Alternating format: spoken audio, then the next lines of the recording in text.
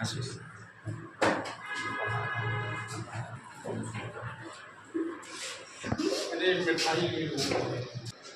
गए, surface density के directly proportional है। तो बच्चों ये सरफेस डेंसिटी हो जाएगी तुम्हारी, और सरफेस डेंसिटी के डायरेक्टली प्रोपोर्शनल, जब भी कोई चीज इसके डायरेक्टली प्रोपोर्शनल होती है तो ये कांस्टेंट वैल्यू इस तरह से बनती है, तो इसका जो ग्राफ होगा कुछ ऐसा बनेगा। अच्छा बच्चों, ये जो ग्राफ होगा कुछ ऐसा बनेगा इसका, ठीक है। ये ग्राफ की बात हो, ठीक है। तो मैं थोड़ा से, ये हमारे क्लास के सारे बच्चे हैं, तो हम लोग क्लास 12th की प्रिपरेशन कर रहे हैं, और क्लास 12th की प्रिपरेशन कर रहे हैं। और जैसे कि हम यहाँ फिजिक्स पढ़ाते हैं, तो मेरा नाम है रोहित कुमार, और ये हमारे केमिस्ट्री वाले सर हैं, केमिस्ट्री वाले सर पढ़ाते हैं, तो इनका नाम है प्रवीण मिश्रा। तो ये हमारे केमिस्ट्री वाले सर है, बहुत सीधे स्वभाव के हैं एकदम से, और केमिस्ट्री आपको जोरदार पढ़ाते हैं। तो कहने का मतलब है कि बच्चे सब खुश रहते हैं। तो यही हमारा ये इंट्रोडक्शन वीडियो होगा हम सबके।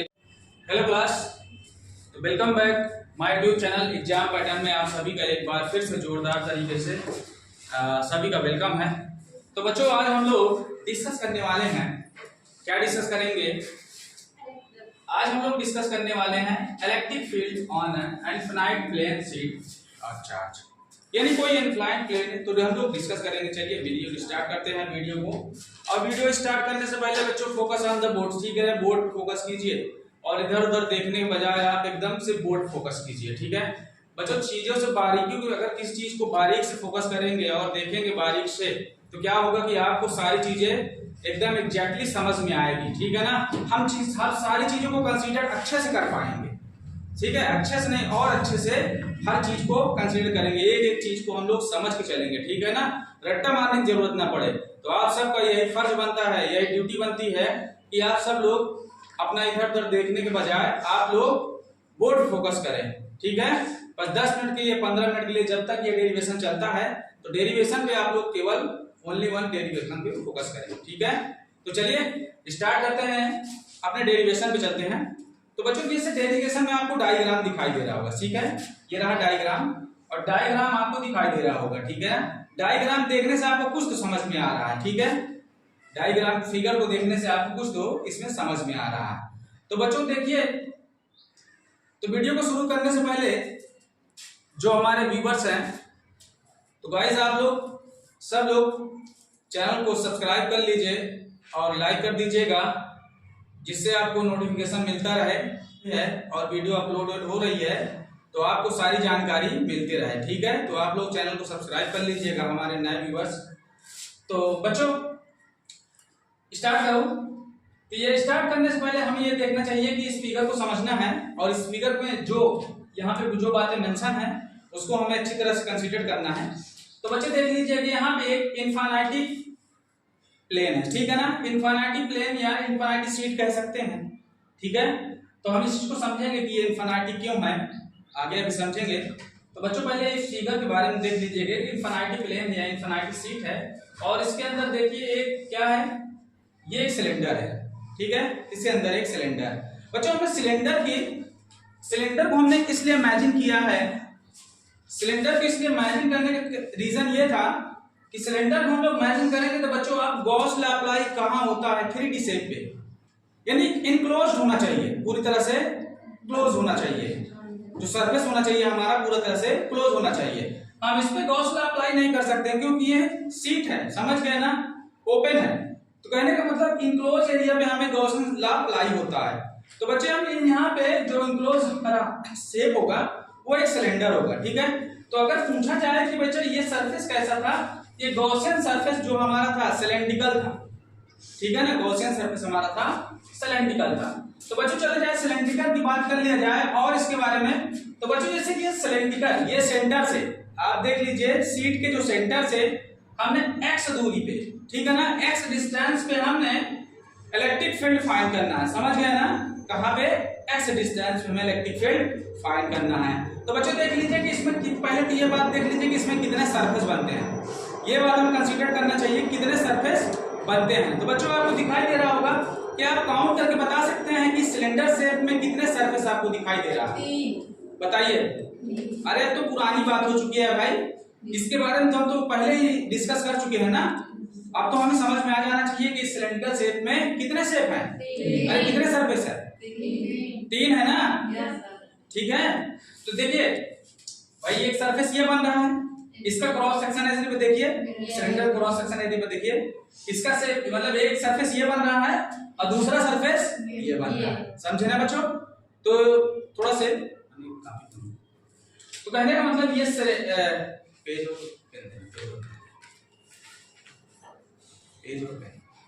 तो यहाँ पे जो सरफेस पे ये प्लेन बन रहा है, तो प्लेन कैसे रखा हुआ है, तेज सिलिंड्रिकल शेप में रखा हुआ है, यानी कि इस प्लेन के सेंटर से जाता हुआ, इस प्लेन के सेंटर से जाता हुआ। तो मैं इसको समझाने का थोड़ा सा ट्राई करता हूं कि इसको हम लोग कैसे समझा जाए। तो बच्चों जैसे इसको समझाने का मैं थोड़ा सा ट्राई करता हूं। मान लीजिए ये कहने का मतलब ये है कि ये प्लेन है, ठीक है ना, ये देख लीजिए, मान लीजिए कि ये इन्फिनिटी प्लेन है, ठीक है, इन्फिनिटी सरफेस है, ठीक है ना। अब जैसे कि ये कोई कहने का मतलब ये सीट है और सीट से कैसे ये मान लीजिए पेन को आप सिलेंड्रिकल मान लीजिएगा, ये सिलेंडर मान लीजिएगा, ये कैसे रखा हुआ है, जैसे मैं इसको ये ऐसे रखा हुआ, समझो बच्चे कैसे रखा हुआ है, ऐसे रखा हुआ है, ठीक है। तो ये इस प्रकार से ऐसे रखा हुआ है, समझ गए ना, इस प्रकार से ऐसे रखा हुआ है। तो कहने का मतलब ये इसी प्रकार का शेप है भाई, एक सिलेंडर है, तो आप इसको फील कर सकते हैं, ऐसे इसको फील कर सकते हैं, समझ में आ गई बात। तो बच्चे जैसे कि इसका देखिए, अगर ये सिलेंडर है, पेन को आप सिलेंडर रिज्यूम कर लीजिए, अगर सिलेंडर मानते हैं तो इसका एक सरफेस ये है, एक सरफेस ये है और एक कर्व वाला सरफेस है, ठीक है, आपको दिखाई दे रहा है। तो चलिए बच्चों जैसे कि यहाँ पे अगर इलेक्ट्रिक फील्ड की डायरेक्शन देखा जाए तो बच्चों ये इलेक्ट्रिक फील्ड की डायरेक्शन ये है, क्या ये बात समझ में आ रही है, इलेक्ट्रिक फील्ड की डायरेक्शन ये है, यानी कि इस पर्टिकुलर एरिया के लिए, ठीक है ना, इस पर्टिकुलर एरिया के लिए, क्रॉस सेक्शन एरिया के लिए सिलेंडर का, तो इसका लिए ये इलेक्ट्रिक फील्ड डायरेक्शन ये है। बच्चों जैसे इसके एरिया की बात की जाए, एरिया वेक्टर की बात की जाए, तो एरिया वेक्टर देखिए यहाँ पे सरफेस के परपेंडिकुलर होता है एरिया वेक्टर, हमेशा सरफेस के परपेंडिकुलर होता है एरिया वेक्टर। तो भैया ये सरफेस है, ऐसे सरफेस बना हुआ है, एरिया वेक्टर इसके परपेंडिकुलर, यानी हम कह सकते हैं बेटा, हम क्या कह सकते हैं कि इलेक्ट्रिक फील्ड और एरिया वेक्टर की डायरेक्शन जो है सेम है ना, एरिया वेक्टर और इलेक्ट्रिक फील्ड की डायरेक्शन सेम है, इसलिए एंगल बिटवीन इन दोनों के बीच में एंगल कितना बनेगा बच्चों, 0 बनेगा, यानी थीटा की वैल्यू क्या होगी, 0। क्या ये बात समझ में आई अच्छे से, ठीक है, इतनी बात हमारे समझ में आ गई है। आइए बच्चों इस फर्स्ट सरफेस पे इसको हमने फर्स्ट माना का, सेकंड माना था, सिमिलरली जैसे इधर वैसे इधर, ये एकदम सिमिलरली होगा, समझ गया ना। तो बच्चों जैसे कि यहाँ पे देख लीजिए इलेक्ट्रिक फील्ड लाइन इस तरफ, ठीक है ना, तो कहने का मतलब इलेक्ट्रिक फील्ड लाइन आप मैं बता चुका हूँ गॉसियन सरफेस के एकदम परपेंडिकुलर होता है इलेक्ट्रिक फील्ड लाइन, ठीक है ना, इलेक्ट्रिक फील्ड किधर होता है, सरफेस के परपेंडिकुलर, भाई ये सरफेस है, सरफेस के परपेंडिकुलर, भाई अंदर नहीं हो सकता, समझ गया ना, अंदर हमको फ्लक्स नहीं मिलेगा, ठीक है ना, क्रॉस सेक्शन एरिया पे, यानी कि हमको जो कर्व सरफेस एरिया पे हमको फ्लक्स नहीं मिलेगा, ठीक है। तो बच्चों हम ये देख लेते हैं, ये इलेक्ट्रिक फील्ड है, इलेक्ट्रिक डायरेक्शन, और इसके यानी सरफेस के इस क्रॉस सेक्शन एरिया कह लो या सरफेस के जस्ट परपेंडिकुलर क्या होगा, एरिया वेक्टर इधर है, तो भैया इन दोनों के बीच में, ठीक है ना, अगर देखा जाए तो थीटा इन दोनों के बीच में कहां लाई करेगा, यानी 0 डिग्री पे, इन दोनों के बीच में थीटा जो होगा कितना होगा, 0 डिग्री। तो भैया सिमिलरली बात हुई कि नहीं, ठीक है। चलिए ये दोनों तो सरफेस की बात हो गई है, क्रॉस सेक्शन एरिया की हमारे सिलेंड्रिकल के बात हो गई है। आगे बात कर लेंगे बच्चों इसकी बात कर लेते हैं क्रॉस सरफेस एरिया की। तो क्रॉस सरफेस एरिया की बात कर लेंगे बच्चों, यहाँ पे कर्व सरफेस एरिया की बात कर लेंगे। तो कर्व सरफेस एरिया में आप देख रहे हैं एरिया वेक्टर जस्ट इसके परपेंडिकुलर, सरफेस के जस्ट सरफेस ऐसे बना है, सिलेंडर ऐसे बना है, तो एरिया वेक्टर कहाँ, इसके जस्ट परपेंडिकुलर, तो एरिया वेक्टर की जो डायरेक्शन है, एरिया वेक्टर की जो डायरेक्शन है वो कहाँ होगी, इसके जस्ट परपेंडिकुलर होगी, ठीक है। और इलेक्ट्रिक फील्ड की डायरेक्शन क्या है, इस तरफ। तो बच्चों क्या है, इलेक्ट्रिक फील्ड और एरिया वेक्टर के बीच में जो एंगल बन रहा है कितना, 90 डिग्री बन रहा है। बच्चे देख लीजिए कि यहाँ पे 90 डिग्री का एंगल, ठीक है, बन रहा है। ओके, क्या ये बात समझ में आई, ठीक है, वीडियो में ध्यान।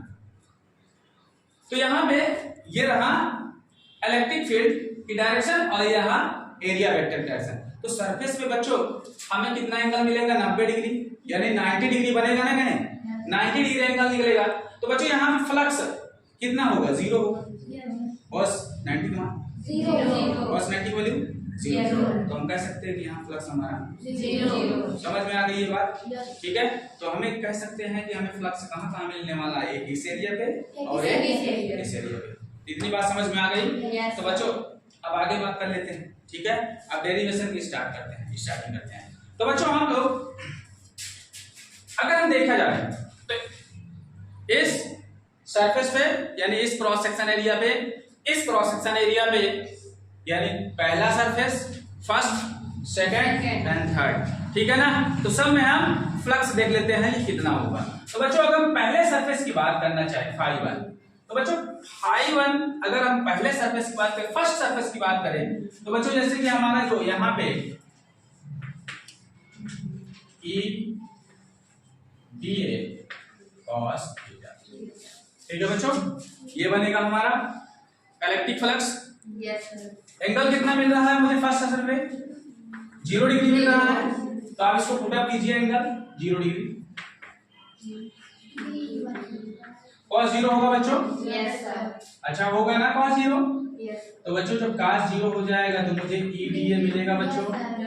EDA मिलेगा cos 0 का मान 1, ठीक है, cos 0 वैल्यू 1। तो मुझे क्या मिलेगा? EDA। अब देखिए इलेक्ट्रिक फ्लक्स जो इलेक्ट्रिक फील्ड है ये तो कांस्टेंट वैल्यू होती है, ये तो हर जगह उतना ही होगी, इसका मैग्नीट्यूड हर जगह सेम होगा। तो मैं इसको अगर मैं इसको इंटीग्रेशन के बाहर कर लेता हूँ, ये ऐसे बनेगा बच्चों, ये ऐसे हो जाएगा। तो इसका जो इंटीग्रेशन होगा वो ये हो जाएगा। क्या इतनी बात समझ में आई? तो बच्चों जैसे कि ये φ1 का फ्लक्स इतना निकला। सिमिलरली अगर हम सिमिलरली बात करें,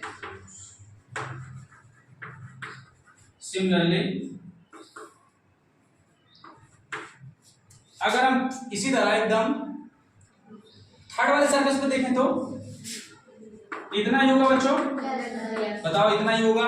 अब मुझे ऐसे करने की जरूरत नहीं है, ठीक है ना, इतना ही होगा, ठीक है। अब φ2 की बात कर लेते हैं बच्चों, φ2 की बात कर लीजिए, यहाँ पे कर्व सरफेस एरिया की बात कर लेते हैं। तो बच्चों कर्व सरफेस एरिया थीटा कितना मिल रहा है हमें? 90 डिग्री। तो बच्चों हम कह सकते हैं ये cos 90 और cos 90 की वैल्यू 0। तो सबके साथ 0। तो हम कह सकते हैं कि यहाँ तो हमारा यानी सेकंड वाले सरफेस में हमारा फ्लक्स हमारा क्या है? 0। तो हम कह सकते हैं बच्चों कि टोटल फ्लक्स गॉसियन सरफेस पे टोटल फ्लक्स कितना है? गॉसियन सरफेस पे टोटल फ्लक्स कितना है यही हमें काउंट करना है बच्चों। आइए तो गॉसियन सरफेस पे बच्चों हमारा टोटल फ्लक्स कितना है? φ1, φ2, φ3। क्या बच्चों ये बात समझ में आई? ये बात समझ में आई? ठीक है। टोटल फ्लक्स हम ऐड कर लेंगे, टोटल फ्लक्स। तो बच्चों जैसे सबका वैल्यू पुट अप कर दीजिए। अच्छा बच्चों φ1 की वैल्यू ये तो बच्चों हमारा 0 हो गया। 2 वाला तो 0 है। अब 2 वाला 0 है तो यहाँ 0 पुट अप करेंगे। 3 वाला इतना ही है कि नहीं? ये दोनों मिलके कितना बनेगा बच्चों? 2E। क्या इतनी बात बच्चों समझ में आई? सही बताना, इतनी बात एकदम समझ में आ गई है? एक एक पॉइंट को लेकर चल रहे हैं, ठीक है। इतनी बात हमें समझ में आ गई है कि टोटल जो फ्लक्स होगा इस सेल से टोटल फ्लक्स जो होगा, टोटल फ्लक्स काउंट करेंगे तो हमें कितना निकल के आ रहा है? 2E। क्या इतनी बात समझ में आ गई है? ठीक है, बिल्कुल समझ में आ गई है। अब बच्चों ठीक है, टोटल फ्लक्स। अब जैसे कि हम लोग यानी कि हम लोग अगर देखा जाए तो गॉसियन यानी गॉस लॉ क्या कहती है? By Gauss law. Gauss law तो गॉस लॉ क्या कहता है कि क्यों इनक्लोज्ड अपॉन क्यों इंक्लोज सरफेस से, इंक्लोज सरफेस से समझ गए ना टोटल फ्लक्स कितना पास हो रहा है। तो चलिए बच्चे देखिए, तो चलिए अच्छा बच्चों हम इसको इसमें पुट अप कर सकते हैं क्या? Yes, sir. बिल्कुल पुट अप कर सकते हैं। पुट द वैल्यू को इक्वेशन नंबर 1 यहाँ लिख लीजिएगा, put the value in equation 1। तो यहाँ पे पुट अप कर दीजिए 1 में। तो बच्चों हम इसे ऐसे राइट कर सकते हैं क्या, Q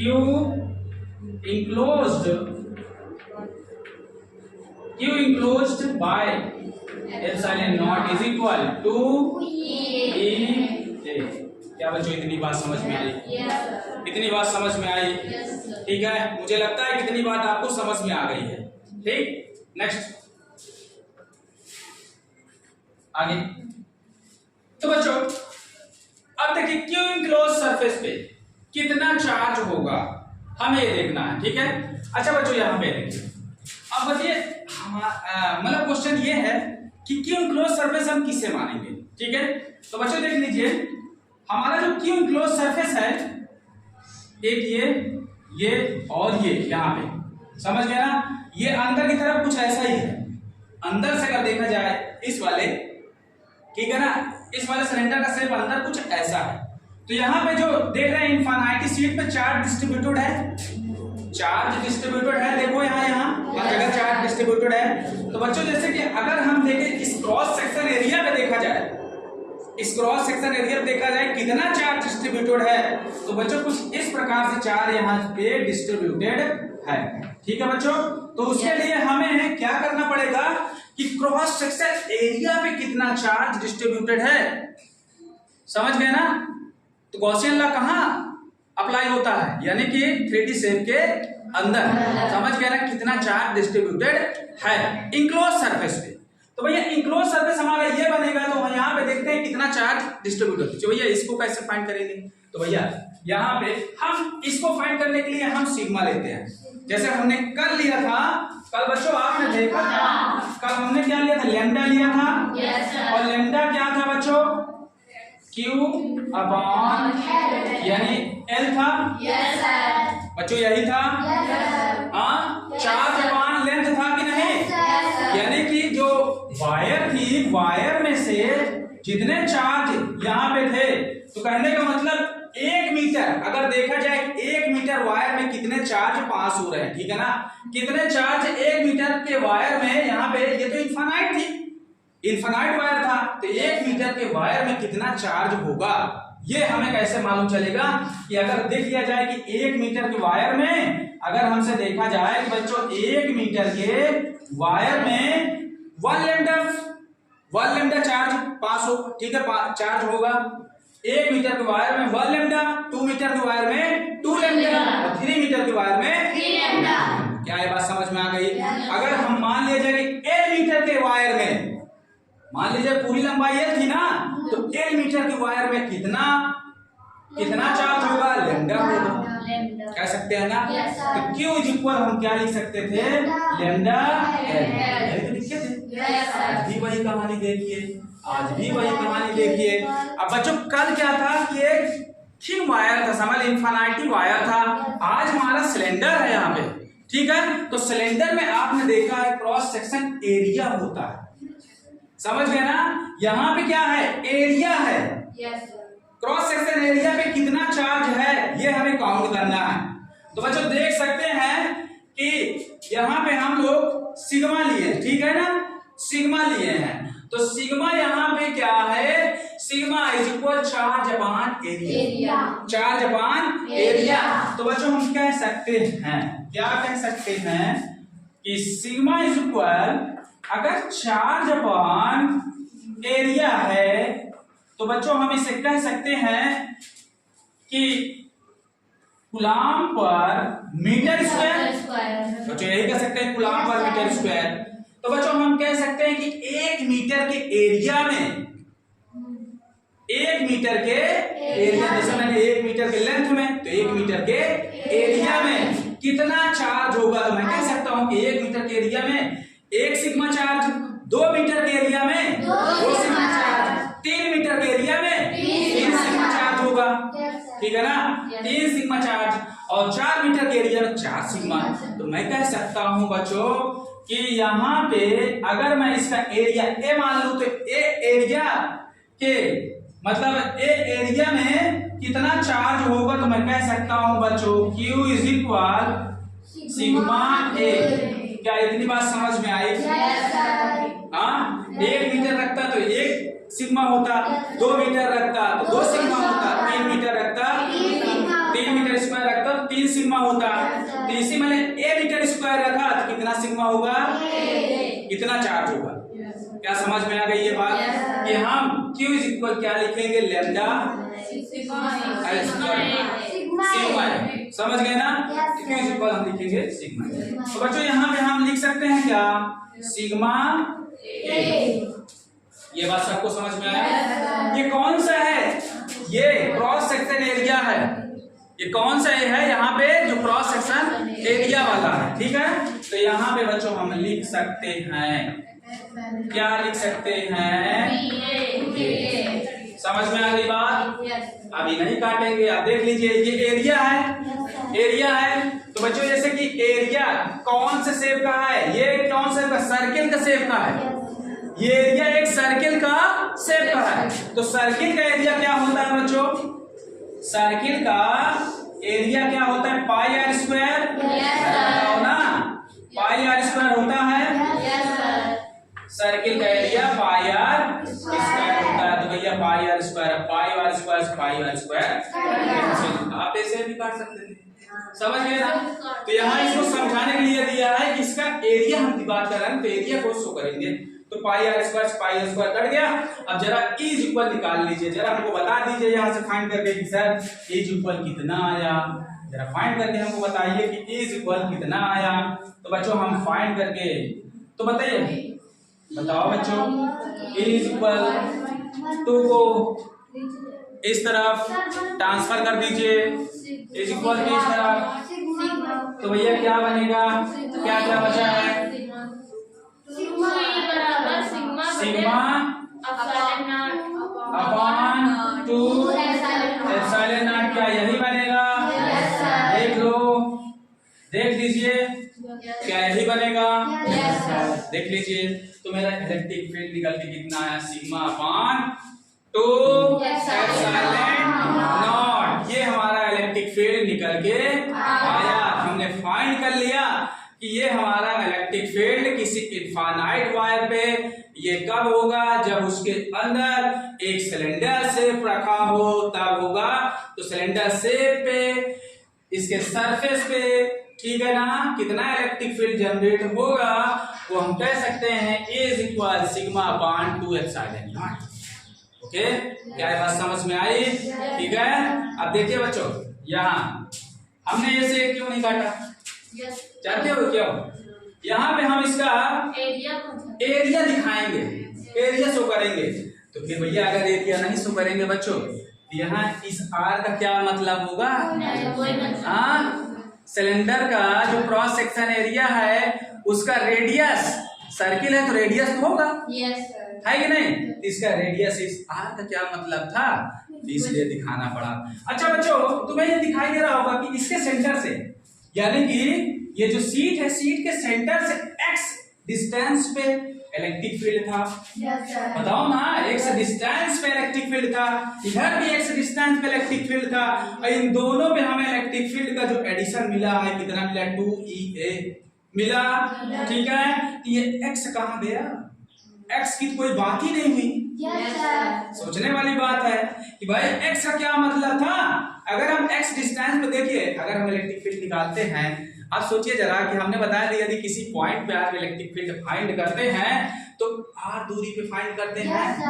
अरे बताओ ना, कोई बिंदु, जैसे कोई पॉइंट P होता है, कोई P पॉइंट पे जैसे r डिस्टेंस पे पॉइंट P पे निकालते हैं तो KQ/r² निकालते हैं। r का वैल्यू होता है कि नहीं वहां पे। तो भैया यहाँ पे हमने x,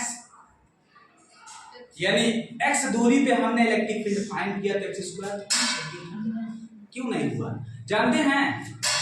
इसका मतलब यह है कि यहाँ पे r x दूरी पे x का कोई जिक्र ही नहीं है, कोई और छोर नहीं है। इसका मतलब कि जो इलेक्ट्रिक फील्ड यहाँ पे है, यहाँ पे जो इलेक्ट्रिक फील्ड है वो x पे डिपेंड नहीं करती है, यानी दूरी पे डिपेंड नहीं करती है। क्यों? क्योंकि हमने बताया था कि एक सिलिंड्रिकल शेप में 3D शेप में इलेक्ट्रिक फील्ड हर जगह सेम होती है। तो इसका मतलब सिलिंड्रिकल के यहाँ यहाँ यहाँ यहाँ यहाँ यहाँ यहाँ यानी हर एक जगह इलेक्ट्रिक फील्ड कितना होगा? Sigma bye 2। भैया जब बताओ, जब हर जगह हर एक पॉइंट पे इलेक्ट्रिक फील्ड उतना ही होगा तो x का क्या मतलब है? कोई मतलब नहीं है ना। तो हम कह सकते हैं कि ये यहाँ पे हम कह सकते हैं कि जो है इंडिपेंडेंट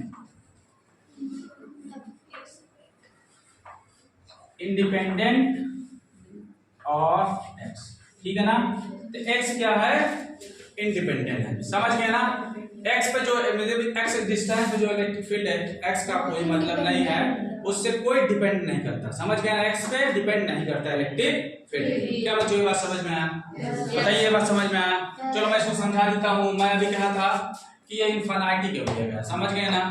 आप इनफिनिटी मतलब सीट क्यों दिया, तो जरा देख लीजिएगा। इनफिनिटी सीट इसलिए हमको लग रहा है, ये फील करने की बात है, अपने अपने नजरिया की बात है, ठीक है ना, अपने अपने देखने की बात है। बस हमको लग रहा है, यहाँ पे हमने लिया इनफिनिट, आपको नहीं लग रहा होगा कि भैया इतना छोटा सा इनफिनिट कैसे हो गया। भाई आपको नहीं लग रहा है कि इतना छोटा सा इनफिनिट कैसे हो गया। तो देखिए ये अपने अपने जैसे मैंने, हम लोग इस रूम में बैठे हैं, ठीक है, हम लोग इस रूम में बैठे हैं। क्या ये रूम हमारे नजरिए से, हमारे देखने से, क्या ये इनफिनिट रूम है? इनफिनिट एरिया का रूम है? अब बताइए, जैसे हम हमारे नजरिए से यानी हमारे देखने से, क्या आपको लग रहा है कि ये इनफिनिट एरिया है इस रूम का? अरे भाई अभी आप कह दिया जाए इस रूम के चारों तरफ घूम लो, तो आपको घूमने में कितना समय लगेगा? चारों तरफ इस रूम के चारों तरफ घूमने में आपको कितना समय लग सकता है? अरे थोड़ा सा क्षण, कुछ क्षण लग सकते हैं, थोड़ा सा डिस्टेंस, थोड़ा सा कुछ क्षण लगते हैं, कुछ मिनट भी लगभग 10 सेकंड में घूम डालो। तो हमारे लिए तो ये इनफिनिट नहीं है ना, इनफिनिट एरिया नहीं है ना हमारे लिए। अभी मैं आपको कह दूं, चलो ठीक है, मैंने कहा ना देखने की बात, नजरिए की बात है। अभी मैं मान लो इस रूम के अंदर अगर एक